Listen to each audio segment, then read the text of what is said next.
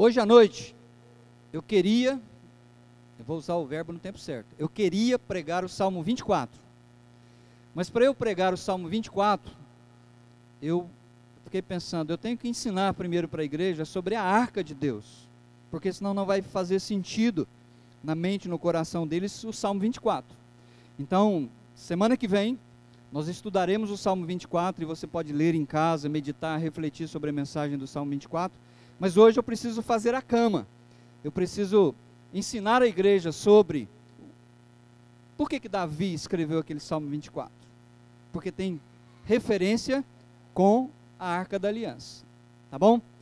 O tema da minha mensagem hoje é: a presença de Deus faz diferença na sua vida? Preste bem atenção nisso que eu estou perguntando, a presença de Deus faz diferença na sua vida? O livro de Hebreus, nós não vamos abrir todas as passagens, porque senão nós iríamos perder muito tempo. Mas está aí as referências, você pode anotar se quiser, e depois se quiser pegar comigo também o esboço, você pode. Mas preste bem atenção, o livro de Hebreus ensina aqui, e você pode ler comigo, para você não dormir no culto. Vamos lá. A lei traz uma sombra dos benefícios que hão de, e não a sua. Então observa que o escritor de Hebreus, ele olhou para o passado, para o Velho Testamento, e ele era provavelmente um judeu, porque quando ele escreve o livro de Hebreus, ele fala de detalhes que só um hebreu poderia realmente compreender e entender. E ele olha para o Velho Testamento, ele olha para as leis, para a lei, e ele entende que tudo aquilo que Deus havia dado para os judeus era apenas uma sombra, não a realidade. Então, deixe-me ilustrar isso para você. O que o Velho Testamento tem anunciado ou anunciou, o Novo Testamento cumpriu. A lei é uma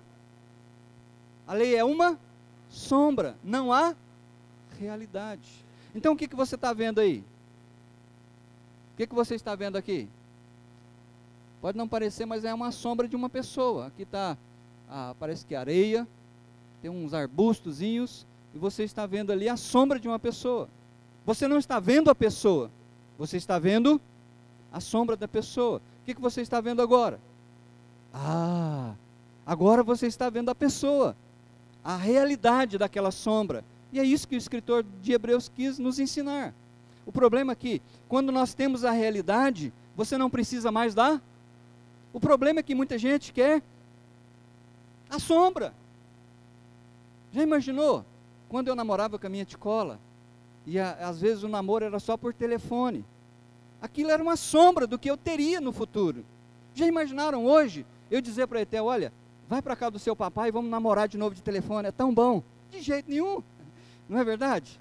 Eu quero a realidade junto de mim, e tenho certeza que ela quer também.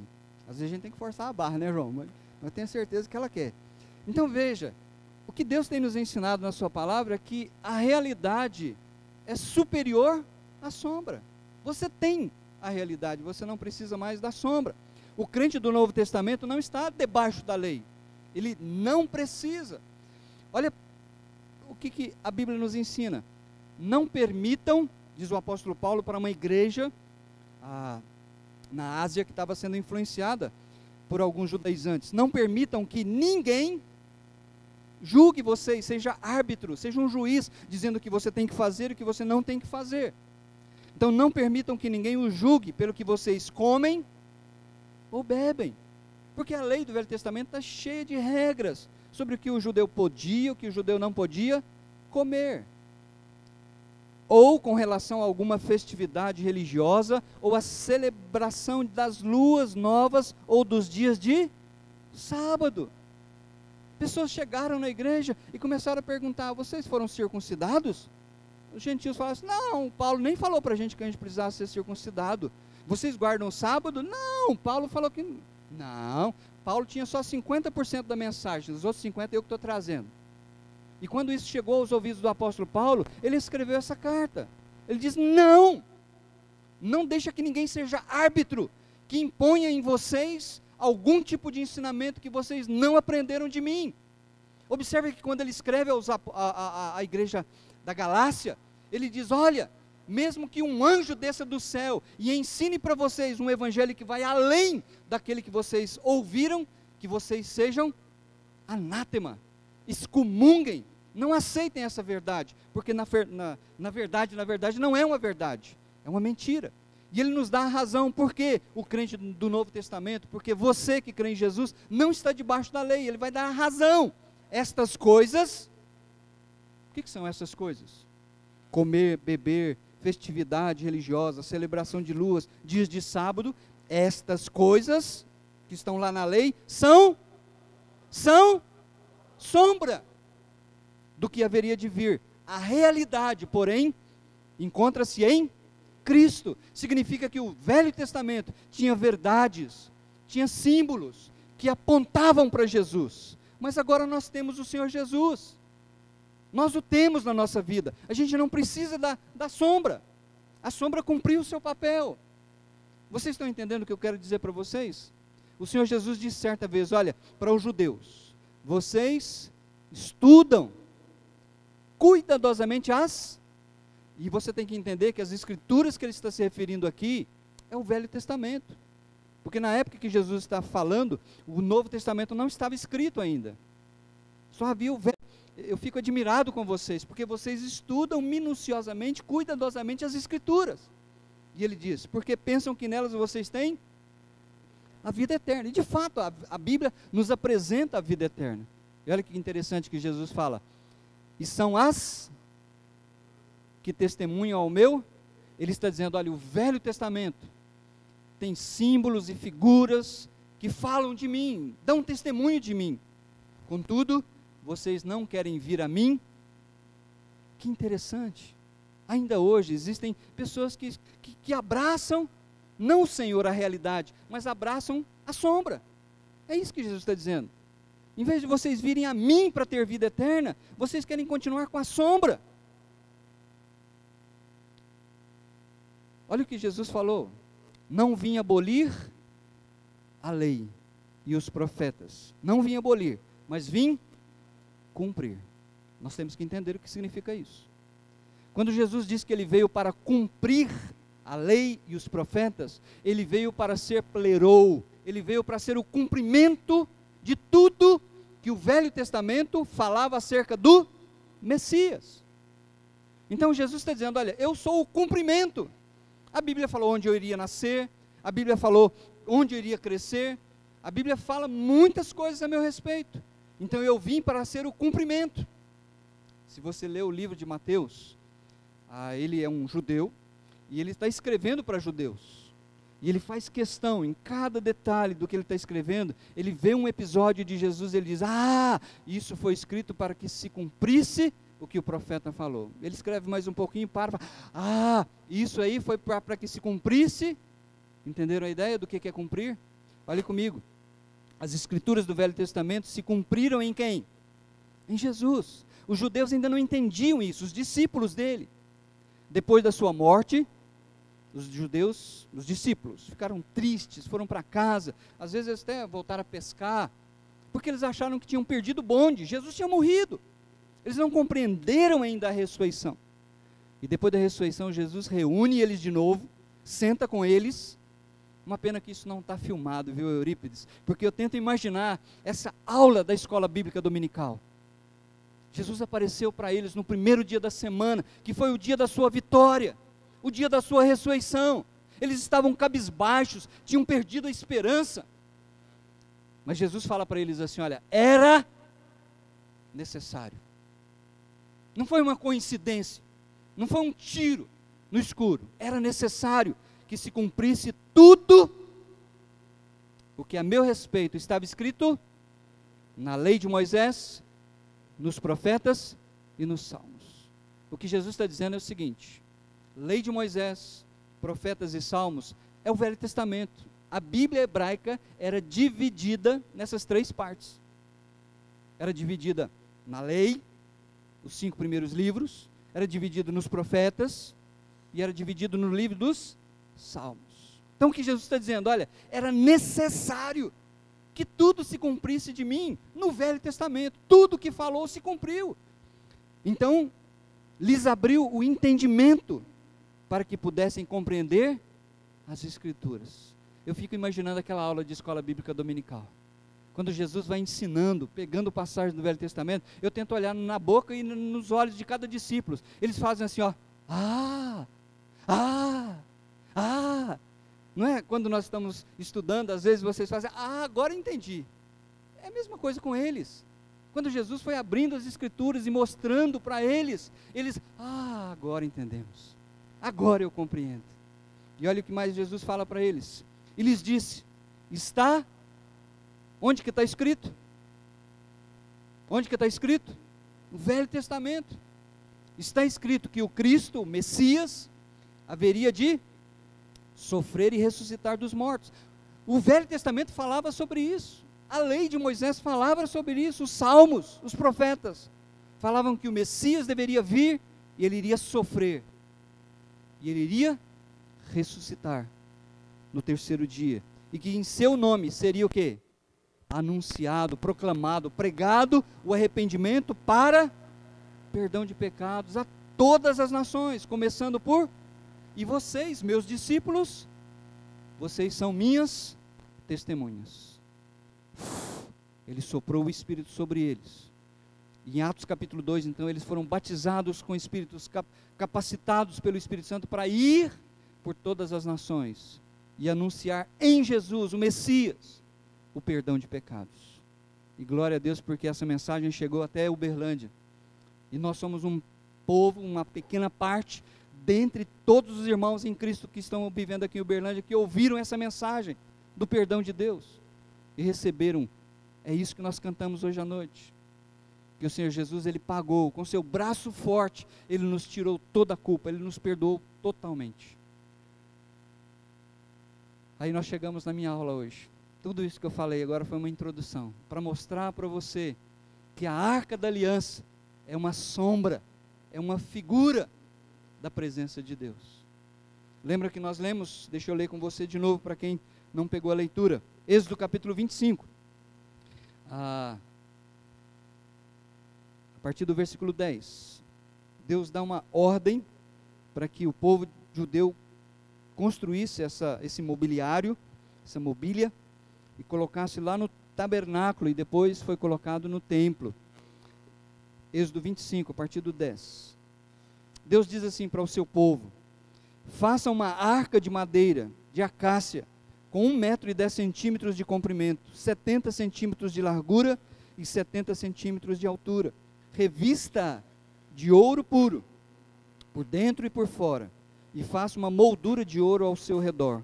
Mande fundir 4 argolas de ouro para ela e prenda-as em seus 4 pés, com 2 argolas de um lado, 2 argolas do outro. Depois, faça varas de madeira de acácia, revista-as de ouro, coloque-as nas argolas laterais da arca, para que possa ser, como que a arca deveria ser carregada? Isso é importante você saber disso. Como que a arca deveria ser carregada? Pelas argolas. Os levitas deveriam colocar um na frente, outro atrás, outro na frente, outro atrás, e colocá-la sobre os ombros, ou carregando nas mãos. Era dessa maneira que ela tinha que ser carregada, transportada de um lado para o outro. 15. As varas permanecerão nas argolas da arca, não devem ser retiradas. Então coloque dentro da arca as tábuas da aliança que lhe darei. Faça uma tampa de ouro puro, com 1,10 m de comprimento por 70 centímetros de largura, com 2 querubins de ouro batido nas extremidades da tampa. Faça um querubim numa extremidade e o segundo na outra, formando uma só peça com a tampa. Os querubins devem ter suas asas estendidas para cima, cobrindo com elas a tampa. Ficarão de frente um para o outro, com o rosto voltado para a tampa. Coloque a tampa sobre a arca, e dentro dela as tábuas da aliança que darei a você. Ali, sobre a tampa, no meio dos 2 querubins que se encontram sobre a arca da aliança, eu me encontrarei com você, e lhe darei todos os meus mandamentos, destinados a quem? Aos israelitas. Então, a arca é uma sombra dessa realidade, a realidade da presença de Deus entre o povo. Eles iriam olhar para a arca e entender que Deus estava presente com eles. Se você se lembra, quando Deus enviou o seu povo junto com Josué para conquistar uma cidade inconquistável, que era Jericó. Humanamente não tinha como adentrar aquela cidade, os muros eram extremamente largos, extremamente altos, e Deus faz o quê? Deus manda os levitas carregarem a arca e darem uma volta em volta da cidade, o primeiro dia, outra volta em volta da cidade, segundo dia, terceiro dia, quarto dia, no sétimo dia eles deram 7 voltas, e eu imagino o povo lá em cima, olhando e rindo daqueles bobos, andando em volta. Será que eles acham que nós vamos nos render com esse povo cantando louvores a esse Deus deles? Mas no sétimo dia, Deus disse para eles gritarem, e quando eles gritaram, os muros caíram. Na mente do judeu isso era muito claro, a arca que estava com eles simbolizava a presença de Deus, e onde Deus estava presente com eles, havia vitória. Agora, no Velho Testamento, como que Deus estava presente no meio do povo? Através da arca, era algo visível, eles sabiam que Deus estava ali por causa da arca da aliança. E no Novo Testamento, Deus fez algo muito melhor, Deus fez algo maravilhoso. A Bíblia diz que o Verbo se fez carne, aquele Deus que estava lá no céu, que no Velho Testamento tinha mandado construir uma arca para representar a sua presença entre o povo, agora ele vem aqui, ele desceu aqui, a Bíblia diz que ele viveu entre as pessoas puderam tocar nele, ouvi-lo, dormir com ele, comer com ele, pescar com ele. Deus, Emanuel, que significa Deus conosco. Então, aquilo que era uma figura, se cumpriu em uma realidade, e o Verbo se fez carne, tornou-se carne e habitou entre nós, e os apóstolos que escreveram disseram assim: vimos a sua glória, glória como do único Filho, unigênito, vindo do Pai, cheio de graça e de verdade. Agora uma coisa triste aconteceu, vai comigo lá para 1 Samuel, versículo 4, 1 Samuel,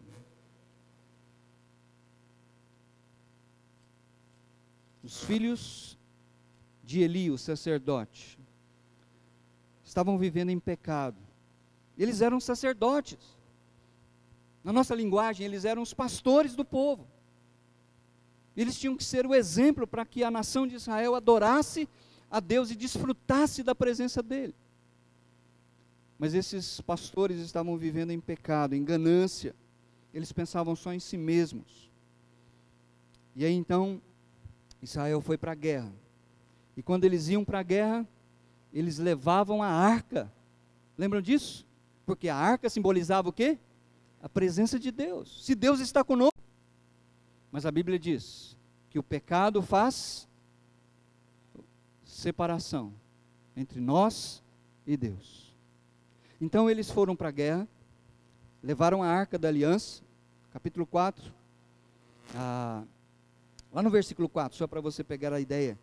Então mandaram trazer de Siló, lembra que nessa época do profeta Eli aqui, do sacerdote, Jerusalém ainda não era a cidade dos judeus, era uma fortaleza dos jebuseus, o centro de adoração era Siló.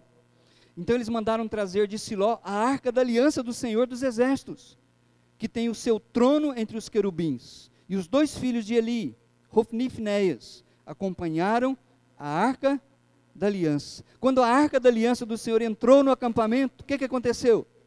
Todos os israelitas gritaram tão alto que o chão estremeceu. Os filisteus, ouvindo os gritos, perguntaram: o que significam todos esses gritos no acampamento dos hebreus? Quando souberam que a arca do Senhor viera para o acampamento, os filisteus ficaram com medo e disseram: deuses chegaram ao acampamento. Ai de nós, nunca nos aconteceu uma coisa dessas. Ai de nós, quem nos livrará das mãos desses deuses poderosos? São os deuses que feriram os egípcios com toda espécie de pragas no deserto. Sejam fortes, filisteus, sejam homens, ou vocês se tornarão escravos dos hebreus. Assim como eles foram escravos de vocês, sejam homens e lutem. Então os filisteus lutaram e Israel foi derrotado. Cada um fugiu para sua tenda. O massacre foi muito grande. Israel perdeu 30.000 homens de infantaria. A arca de Deus foi tomada. E os 2 filhos do profeta Eli, Ofni e Finéias, morreram. Quando a notícia chegou no acampamento em Siló, a Bíblia diz que Eli já era um homem velho, já quase não enxergava direito, e um mensageiro veio correndo pela rua principal da cidade, gritando, e ele perguntou: o que aconteceu com a arca? E quando falou para ele que a arca tinha sido capturada e levada pelos filisteus, ele tomou um susto tão grande, que ele caiu da cadeira em que ele estava, bateu a cabeça numa pedra e morreu. A nora dele, esposa de Ofni, estava grávida. Quando ela ouviu falar que o seu marido tinha morrido na guerra, e que a arca da aliança tinha sido levada pelos filisteus, ela deu à luz ali. E antes de morrer, ela deu nome para o seu menino, e chamou ele de Icabode, que significa foi-se a glória. Foi-se a glória. Isso é um símbolo de todos nós que nascemos de parto natural. Nós nascemos sem a glória de Deus na nossa vida. Ninguém nasceu anjinho, ninguém nasceu salvo. Todos nós nascemos perdidos em pecados, separados de Deus, porque a glória de Deus não convive com o pecado.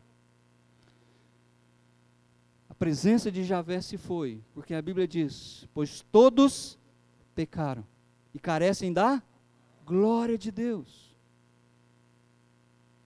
Com pecado nós não podemos desfrutar da presença de Deus na nossa vida. Ser humano nenhum pode, porque o pecado faz separação. A causa da arca ter ido embora, da glória de Deus ter deixado Israel, foi por causa do pecado. Os filisteus levaram a arca e colocaram lá no templo deles. Eles tinham um templo dedicado a Dagon, um grande Deus. E a Bíblia diz que no dia seguinte, Dagon tinha caído de rosto no chão, prostrado diante da arca de Deus. Os filisteus acharam que foi um vento que passou por ali e derrubou. Levantaram novamente o deus Dagon. No dia seguinte eles correram lá. A estátua de Dagon estava caído diante da arca, a sua cabeça tinha sido decepada, os seus braços tinham sido arrancados. E Deus fez mais, Deus feriu terrivelmente os filisteus por causa disso. E eles falaram: a gente não pode ficar com essa arca aqui de jeito nenhum. Sabe o que eles fizeram? Eles tentaram devolver a arca. Isso foi uma boa notícia. Eles colocaram a arca numa carroça nova que eles prepararam, bois novos, e eles falaram o seguinte: olha, a gente vai soltar essa carroça, e a gente vai ficar olhando de longe. Se eles tomarem o lugar do caminho dos judeus, e forem para Bet-Seme, então nós vamos ter certeza que toda essa desgraça que aconteceu conosco, foi a mão de Deus, foi a mão de Yahvé, o Deus de Israel. Agora, se as vacas tomarem outro caminho qualquer, então foi um tiro no escuro, foi um vento que passou lá à noite e derrubou o nosso Deus. Mas a Bíblia diz que os bois tomaram o lugar de Bet-Seme. Você está aí comigo? 1 Samuel capítulo 6, versículo 8 e 9, vamos ler lá. 1 Samuel 6.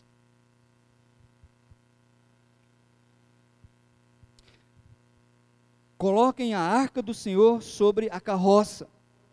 Quem está falando isso? Os filisteus.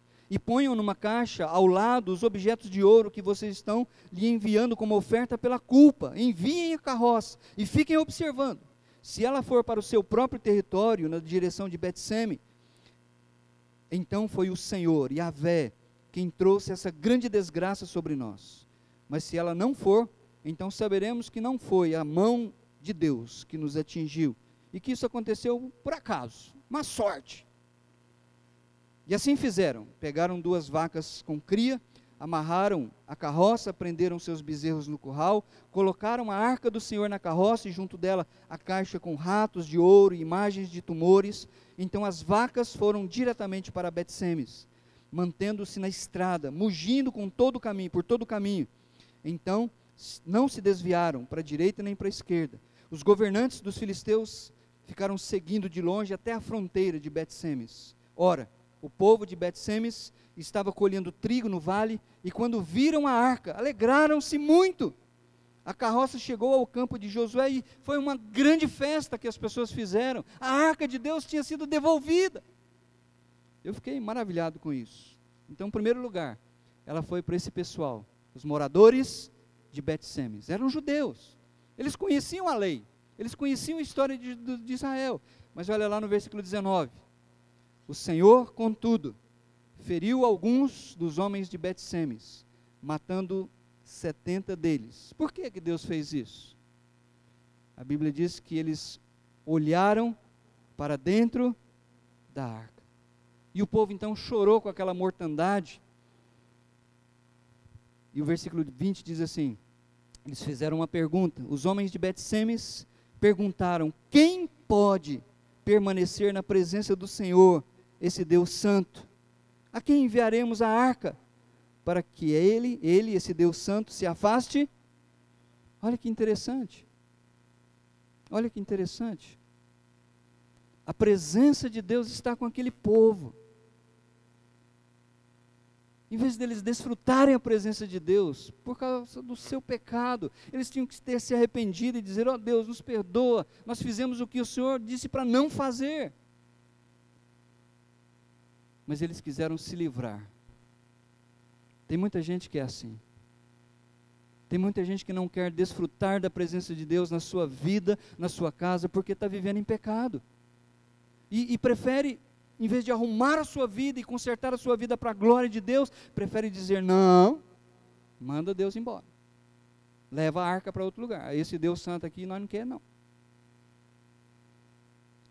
E aí então eles foram para uma outra região.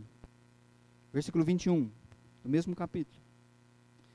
Então enviaram mensageiros ao povo de Quiriate-Jearim, dizendo: os filisteus devolveram a arca do Senhor, venham e levem-na para vocês. Os homens de Quiriate-Jearim vieram para levar a arca do Senhor.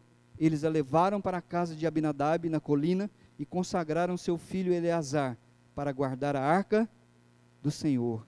A arca permaneceu em Quiriate-Jearim muito tempo. Foram 20 anos, e todo o povo de Israel buscava o Senhor com súplicas. Vamos fazer uma matemática aqui que é importante. Quantos anos que ela ficou lá? Foi mais de 20. Sabe por quê? Porque logo no capítulo 8, a Bíblia fala que eles pediram para eles, Israel pediu para si um rei, Saul. Saul governou Israel durante 40 anos. Então nada, meus queridos, essa arca ficou na casa de Abinadab por 60 anos. E o povo ficou clamando a Deus, porque eles estavam destituídos da glória de Israel. Nesse meio tempo em que a arca está lá, eu acho muito interessante, é muito tempo. Eu li, reli, busquei outras passagens, não tem uma nota de louvor à casa de Abinadab. Foram mais de 60 anos que a arca esteve ali. A arca que representa a presença de Deus numa casa. Não tem nada, não fala nenhum louvor, nenhum elogio e nenhuma reprovação. Parece que os meninos brincavam lá, os filhos dele, davam um chute na arca para lá, e deixa para lá, isso move e vinha para cá, mas nós não temos nenhuma informação. Nesse meio tempo, Davi se torna rei de Israel, e ele conquista a cidade dos Jebuseus, e ele dá o nome a essa cidade de a cidade de Davi, que é Jerusalém. Então, a partir de agora, depois de 60 anos dessa arca longe de Israel, Davi resolve trazer a arca para esta cidade que ele conquistou, que ele construiu um palácio para ele, e ele construiu um lugar para a arca. E ele quis trazer a arca. Vai algumas páginas para frente comigo. 1 Crônicas, capítulo 13.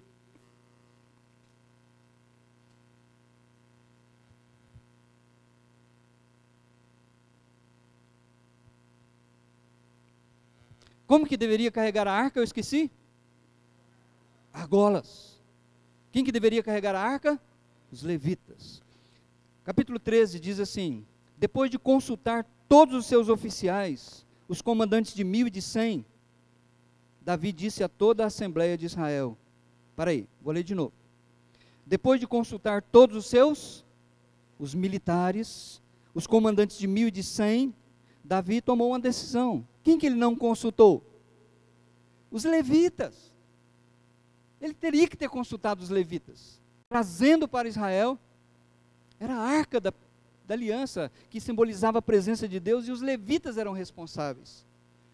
Davi disse a toda a Assembleia de Israel, se vocês estão de acordo, e se esta é a vontade do Senhor, o nosso Deus, enviemos uma mensagem a nossos irmãos em todo o território de Israel, e também aos sacerdotes e aos levitas, que estão com eles em suas cidades, para virem unir-se a nós. Vamos trazer a arca de volta, vamos trazer de volta a arca do nosso Deus, pois não nos importamos com ela durante o reinado de Saul, 40 anos, mais 20, 60. Toda a Assembleia concordou, pois isso pareceu bom a todo o povo. Então Davi reuniu todos os israelitas, desde o rio Sior, no Egito, até Lebo-Ramate, para trazerem de Kiriat Jearim a arca de Deus. Davi e todos os israelitas foram a Baá, que é Kiriat Jearim, em Judá, para buscar a arca de Deus, o Senhor, que tem o seu trono entre os querubins, a arca sobre a qual o seu nome é invocado. Da casa de Abinadab, levaram a arca de Deus num carroção novo, conduzido por Uzá e Aiô. Davi e todos os israelitas iam dançando e cantando com todo vigor diante de Deus, ao som de harpas, liras, tambores, símbolos, cornetas. Que culto maravilhoso! Hoje, quando vocês estavam cantando, eu fiquei maravilhado aqui. Eu falei, puxa vida, nós nem vamos pregar, porque o povo está cantando maravilhosamente louvores a Deus. E eu fico imaginando esse culto maravilhoso, e Davi dançando com esse povo, e músicas. Onde que eles estavam carregando a arca? Onde? Um carroção. Eles pegaram os mesmos métodos dos incrédulos. Versículo 9 diz, quando chegaram à eira de Quidom, Uzá esticou o braço e segurou a arca, porque os bois haviam tropeçado. A ira do Senhor acendeu-se contra Uzá, e ele o feriu por ter tocado na arca. Uzá morreu, ali mesmo, diante de Deus. Davi ficou contrariado, porque o Senhor em sua ira havia fulminado Uzá. Até hoje, aquele lugar é chamado Pérez Uzá, a destruição de Uzá. Preste bem atenção, meu querido. Davi tinha motivação certa, métodos errados. Tem muita gente que quer servir a Deus, tem um coração obsequioso de querer a Deus, mas estão com os métodos errados. Davi tinha que ter consultado a Bíblia. Davi tinha que ter consultado o Velho Testamento, chamado os sacerdotes e perguntado como é que faz para trazer a arca de Deus. E os sacerdotes teriam falado para ele. Mas não. Ele falou, puxa vida, nós vamos fazer uma coisa nova, engenharia, nós vamos fazer um carroção, a gente vai fazer um pagode e Deus vai ser exaltado aqui. Não vai não. Porque Deus não é exaltado em desobediência à sua palavra. Deus tem revelado aquilo que Ele quer de nós. E nós temos que abaixar a cerviz e dizer, não seja o que eu quero, mas o que tu queres. Essa foi a oração do Senhor Jesus. E Davi então ficou tão contrariado, que ele largou a arca pelo caminho. Lá em 2 Samuel, não precisa abrir lá. Diz que ele levou a arca, era caminho, deixou a arca na casa desse camarada, chamado Obed-Edom.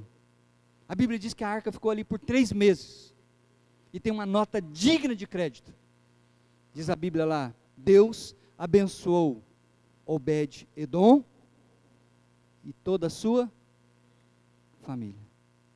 Eu não sei o que eles fizeram, mas com certeza, eles desfrutaram da presença de Deus na casa deles.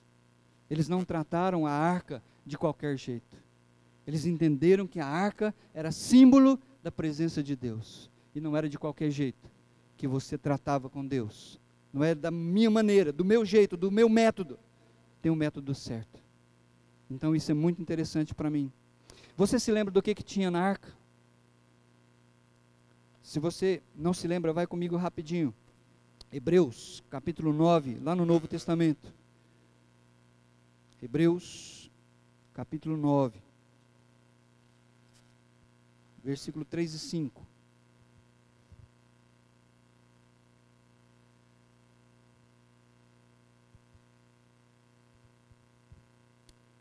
Hebreus, capítulo 9, verso 1 diz assim, olha, ora, a primeira aliança, o que é a primeira aliança? O Velho Testamento, tinha regras para a adoração e também um santuário terreno. Foi levantado um tabernáculo, na parte da frente, chamada Lugar Santo, estava um candelabro, a mesa, os pães da presença. Por trás do segundo véu, havia a parte chamada Lugar Santíssimo, o Santo dos Santos, onde se encontrava um altar de ouro para o incenso e a arca da aliança, totalmente revestida de ouro. Nessa arca estavam o vaso de ouro contendo maná, a vara de Arão que floresceu e as tábuas da aliança. Acima da arca estavam os querubins da glória, que com sua sombra cobriam a tampa da arca. Olha que interessante. Havia um vaso contendo maná, que Deus sustentou o seu povo. E os judeus batiam no peito e diziam assim, Deus deu o pão do céu para nós. Jesus não deu não. O pão do céu, quem deu para vocês foi o meu Pai, que sou eu. Eu sou o pão da vida. Quem de mim se alimenta, por mim viverá. Olha só, figura, realidade. O maná que alimentou fisicamente os judeus durante 40 anos, era uma figura do verdadeiro pão que desceu do céu, que é o Senhor Jesus, para alimentar o seu povo. E Ele tem nos alimentado. O que mais que tinha lá na arca? A vara de Arão que floresceu. Se você não sabe dessa história, os judeus começaram a reclamar de Moisés, dizendo, você está puxando sardinha para o seu irmão? Por que ele que é o sumo sacerdote? Só porque ele é seu irmão? Qualquer um aqui pode ser sacerdote. E aí então, quiseram puxar o tapete de Moisés, e Deus então falou, Moisés, escolhe um representante de cada tribo, 12, cada um vai pegar o seu cajado, aquela vara seca de pastor, e vão colocar os seus cajados, por ordem das tribos, diante da minha arca. A vara que florescer, é a vara que eu escolhi, para ser o meu representante, os sacerdotes diante de mim. Lembra dessa história? Colocaram as varas, no dia seguinte, quando chegaram lá, tinha uma que tinha florescido, foram olhar, o nome que estava escrito, era o nome de Arão.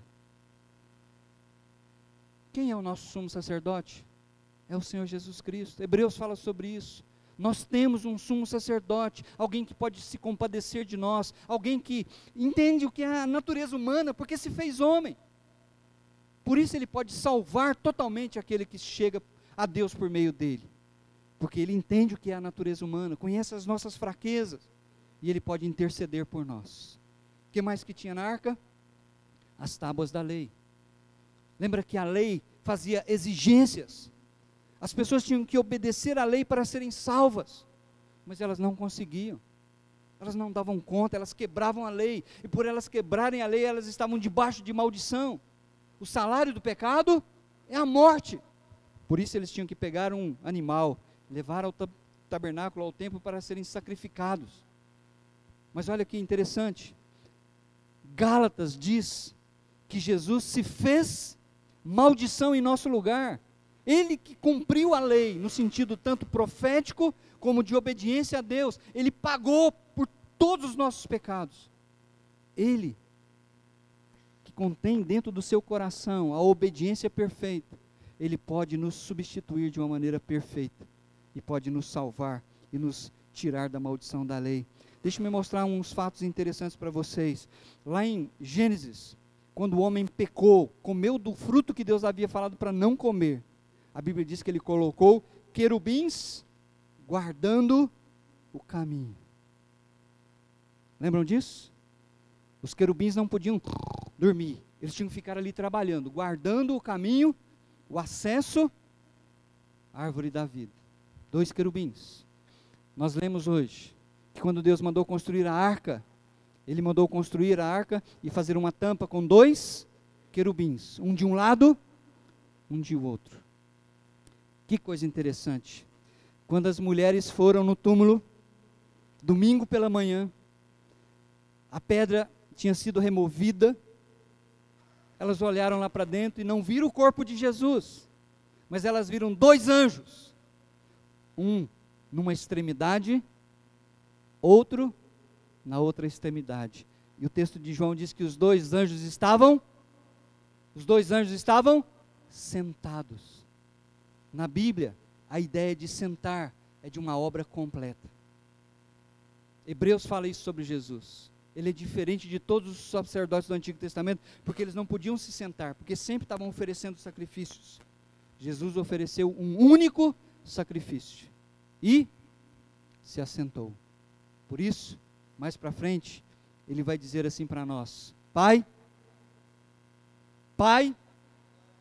está consumado, não tem mais nada para fazer, o que era necessário, o que a lei exigia, foi feito, está consumado, eu paguei pelos pecados, o meu sangue foi vertido para limpar pecados de todo aquele que crê em Jesus, está consumado.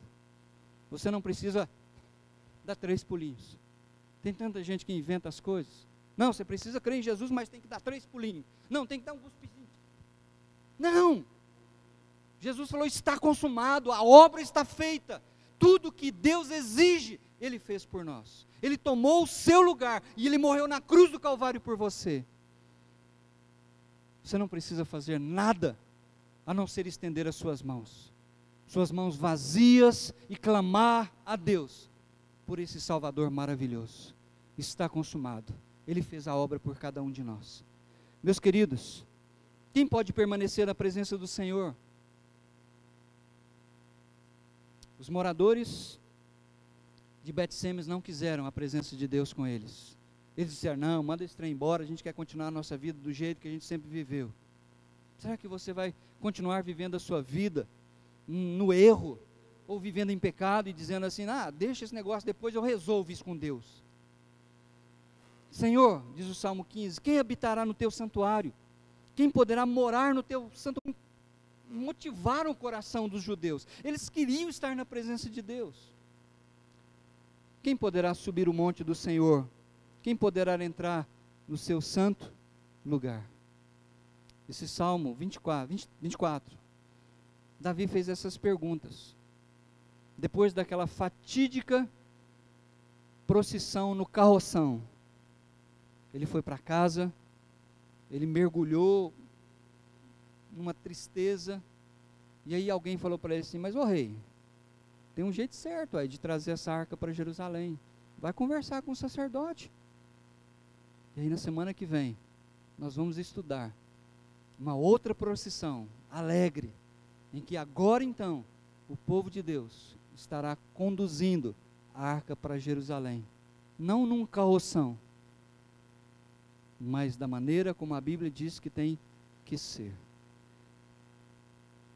Vamos terminar aqui. Deixa eu aplicar isso para nós hoje à noite. Lembra sempre do que eu tenho falado para vocês. A arca foi apenas uma figura. Tem muita gente que está construindo arca e trazendo para o culto, para as pessoas tocarem, serem abençoadas. Gente, a arca é uma figura. Passou. Nós temos a realidade. Por isso o Novo Testamento diz que Deus procura verdadeiros adoradores, que o adoram em espírito e em verdade. Então esquece desse negócio de fazer arca, para que vai abençoar coisa nenhuma. Jesus é Emmanuel, Deus conosco. Você pode ser tremendamente abençoado ao desfrutar da presença desse Deus Emmanuel com você. Você não precisa de algo palpável para vê-lo, porque Ele enviou o Espírito Santo que habita em cada um de nós. E, só para refletir, 3 locais receberam a arca. Vocês se lembram? Em primeiro lugar, Bet-Semes. Mas eles pecaram contra a santidade de Deus e rejeitaram. Eles preferiram viver suas vidas medíocres, no pecado, do jeito deles, no método deles. Essa arca aqui tem muita implicação. Vou ter que mudar áreas da minha vida, vou ter que consertar aqui, acolá. Não, vamos continuar vivendo do jeito que está. Leva essa arca, nós não queremos estranho aqui não. Segundo lugar, Kiriat Jearim. A arca ficou lá por mais de 60 anos. Eles não aproveitaram a oportunidade. Querido, isso tem que ensinar alguma coisa para nós. Quanto tempo que você já conhece Jesus?